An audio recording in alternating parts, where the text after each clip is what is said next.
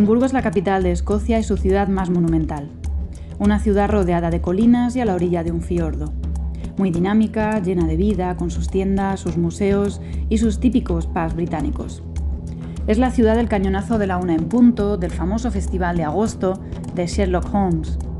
Debido a su formación geológica tan peculiar, la mejor forma de ver por primera vez Edimburgo es desde lo alto, subiendo a la colina de Calton Hill. Desde allí se puede apreciar claramente cómo el castillo se asienta sobre un volcán extinto. Hace millones de años, un enorme glaciar se formó en la zona, excavando 2 lenguas a ambos lados de la roca del castillo. Esas lenguas son hoy en día las 2 calles principales de la ciudad, la Milla Real y la Calle del Príncipe.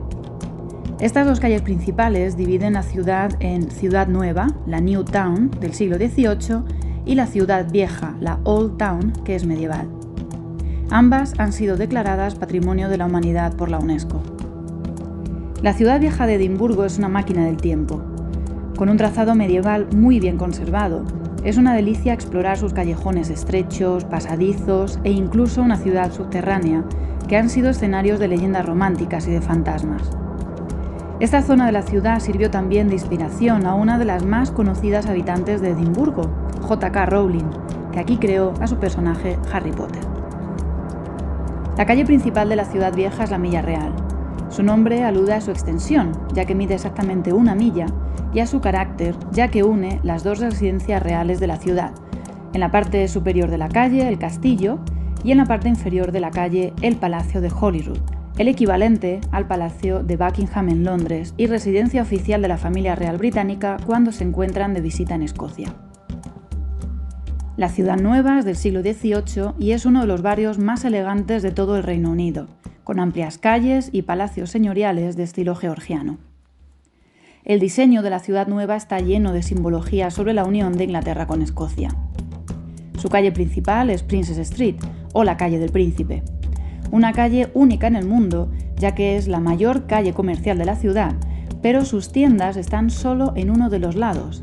En el otro lado se encuentra el parque principal de Edimburgo, los Jardines del Príncipe, y sobre el parque el impresionante castillo. El castillo de Edimburgo es el origen y el corazón de la ciudad. Es la mayor fortaleza de Escocia que alberga el edificio más antiguo de Edimburgo, la Capilla de Santa Margarita. También las joyas de la corona escocesa y la Piedra del Destino, que se empleaba en las ceremonias de coronación de los reyes escoceses durante la Edad Media.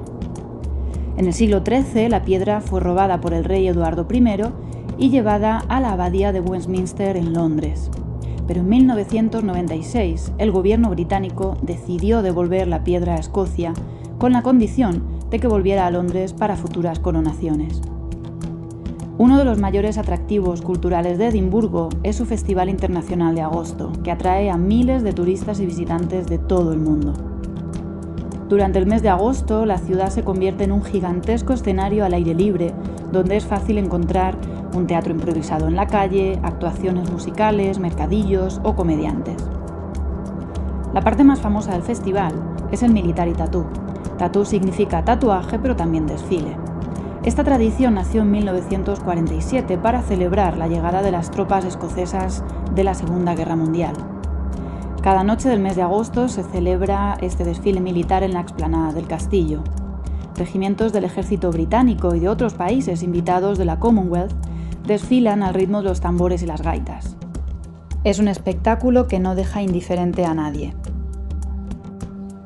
Edimburgo es el punto de partida para visitar las Highlands, un lugar espectacular lleno de valles, castillos, paisajes, montañas.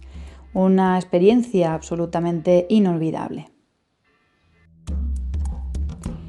En estos tiempos nos toca visitar las ciudades desde casa, pero pronto nos veremos en Escocia.